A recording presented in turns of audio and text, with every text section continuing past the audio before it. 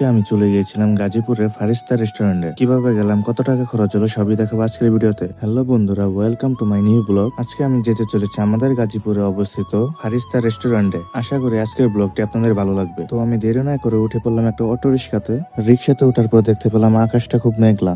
দেখে মনে হচ্ছিল খুব ভারী বৃষ্টি হবে, কিন্তু আমি মনে মনে চাচ্ছিলাম যেন বৃষ্টি না হয়। যাই হোক, বৃষ্টি হলে তার কিছু করার নেই, বৃষ্টির কথা বাদই দিলাম। আর এইসব কথা ভাবতে ভাবতে আমি পৌঁছে গেলাম আমাদের এমসি বাজারে। এসে দেখতে পেলাম জ্যামের কথা কি বলবো। তারপর আমি অটো রিক্সা থেকে নেমে অপেক্ষা করতে থাকলাম কখন বাস আসবে। নেমে অবশ্য আমাকে বেশিক্ষণ অপেক্ষা করতে হয়নি, অল্প কিছুক্ষণের মধ্যে বাস চলে আসে। গাড়িতে উঠে সামনে সিট পেয়ে গেলাম, এর জন্য একটু মনে মনে খুশি হয়েছিলাম। কিন্তু গাড়ি চলতে চলতে হঠাৎ এসে থেমে গেলাম মামলা চৌরাস্তায় গাড়িতে যাত্রী উঠানোর জন্য। তারপর গাড়িতে যাত্রী উঠানোর পর গাড়িটা আবারও ছেড়ে দিল। গাড়িটি চলতে শুরু করে মানো ওভারব্রিজের উপর দিয়ে। এই ওভারব্রিজ দিয়ে গেলে আমাদেরকে জ্যামে পড়তে হবে না। আর আমাদের বাংলাদেশে যে পরিমাণে জ্যাম অন্য কোনো দেশে এরকম নাইকা। আশা করি আপনারা একমত হবেন। জ্যামের কথা বাদ দেন, জানলা দিয়ে সুন্দর বাতাস খাইতেছে, এই বাতাসই খাই। বাতাস খাইতে খাইতে গুড়গুড়ে মাছটা করে আইলাম। এইখান থেকেও কিছু যাত্রী উঠাইলো, যাত্রী উঠানে আর হ্যাঁ শেষ হইতো না। আবার জানি কই গিয়া থামে যাত্রী উঠাইবার লাগে আল্লাহ জানে। গাড়ি যখন থামে তখন আমার শরীরে উঠে রাখ। সিটিং সার্ভিস গাড়িগুলা যদি আমরা থামে, লোকাল গাড়িগুলা কি করবো আপনারাই কোন। এই অভ্যাস তারা মনে হয় না জীবনে ছাড়বো। ওই দেন কইতে কইতে আরেক জায়গায় থামে পড়বো।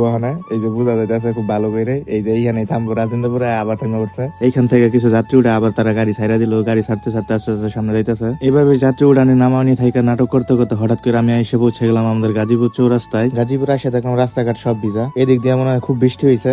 আর আমি এখন রুট পারে ওই পাশে যাবো পশ্চিম দিক দিয়ে। ওইখান থেকে গিয়ে একটা রিক্সা নেওয়া লাগবো সবার আগে, রিক্সা ছাড়া যেতে পারবো না। তারপরে একজন রিক্সাওয়ালা মামা ডাক দিয়ে তার রিক্সাতে উঠে পড়ছি। রিক্সাটা উঠে মামার যে গেলাম ফারিস্তা রেস্টুরেন্ট কি মামা খুব দূরে নাকি। মামা কইলো না, যাইতে বেশিক্ষণ সময় লাগবে না, আপনি উঠে বসেন, আমি লয়ে যাইতেছি আপনারে। রিক্সাতে উঠে আমার অনেক ভালো লাগতেছিল, কারণ মেঘলা একটা দিন ছিল আর আমার একটা গান খুব মনে পড়তেছিল। এই মেঘলা দিনে একলা ঘরে থাকে না তো মন, কবে যাবো ওগো পাবো তোমার নিমন্ত্রণ। এই ফাটা ভাষা আপনার করে একটা গান শোনাইয়া দিলাম, আপনারা দয়া করে মনে কোনো কষ্ট নেবেন না। এরপর অবশেষে আমি এসে পৌঁছলাম বিখ্যাত সেই ফারিস্তা রেস্টুরেন্টে। সবার মুখে শুনি এই রেস্টুরেন্টের মালিক নাকি নায়িকা মাহিয়া মাহি। আর শুনছি এই রেস্টুরেন্টে নাকি গলা কাটা দাম রাখে, দেখা যাক আজকে কি হয়। রেস্টুরেন্টে ঢুকে দেখলাম অসাধারণ একটা ডেকোরেশন, সত্যি মনোমুগ্ধকর একটা ডেকোরেশন ছিল এটা। ভিতরে না আসলে আপনি বুঝতে পারবেন না এত সুন্দরভাবে তারা সাজিয়েছে সব জিনিসগুলো, দেখে মন জুড়িয়ে যাবে আপনাদের সবার। এত বক বক না করে আমি এখন বসে একটু রিল্যাক্স হয়ে নেই।